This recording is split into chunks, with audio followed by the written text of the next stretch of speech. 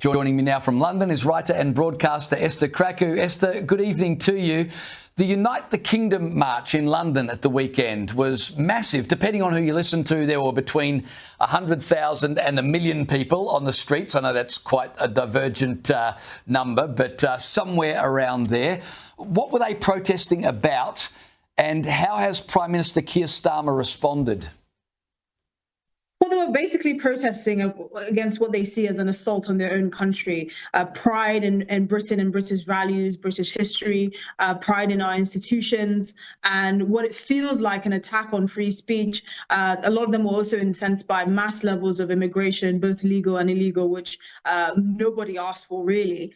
And it was quite a spectacle. I mean, I saw it over the weekend, and it was very, very, very, very intense. You saw many people of all different sort of race and creeds gathering together. There was a little bit of a scuffle between the police and some of the protesters, which ended up in a couple of dozen arrests. But Keir Starmer, who obviously had to fall on this one side or another, decided to fall on the left side of things and say, you know, he will not allow the British flag to be hijacked by far-right activists, which is an interesting quite comment, because if there are that many far-right activists in the UK, then we have a much bigger problem than we know of. And there were also parallels being drawn with, you know, why was there facial recognition technology at this year's Carnival festival in London, which is the largest street festival in Europe, which attracts over 1 million people. But this protest didn't have facial recognition for police. But the reality is, Carnival has a longer track record of just existing. Over the last few years, we've seen an escalation in violence, hundreds of arrests. The last Carnival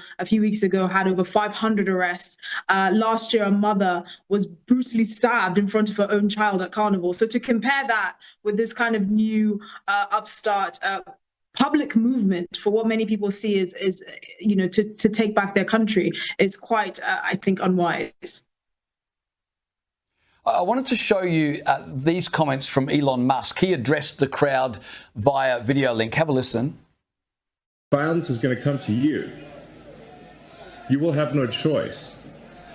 You're in a fundamental situation here where whether you choose violence or not, violence is coming to you. You either fight back or you die. You either fight back or you die. And that's the truth. Esther, those comments have been going around online. They sound quite incendiary. Give us some context. What was Elon Musk talking about? Well, he was talking about sort of the rise or the overreach of the British state, particularly when it comes to free speech, which Britain has basically become a laughingstock for the rest of the world.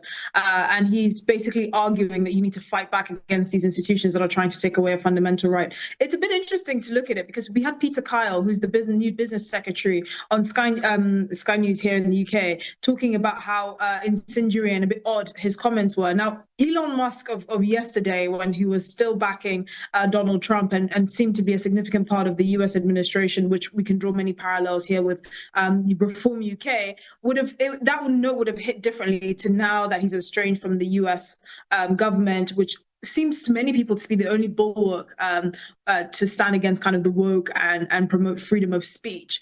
So those kind of two versions of Elon Musk are strange, because on the one hand, he doesn't have the same kind of sway, not being part of the US administration anymore under Donald Trump. But on the other hand, we know that he's very passionate about British political issues because he had a British grandmother. But I think the sentiment that free speech in this country is really under threat, and that Britain has gone too far, and we basically risked our standing as one of the first countries to actually guarantee free speech and a free speech tradition is completely spot on.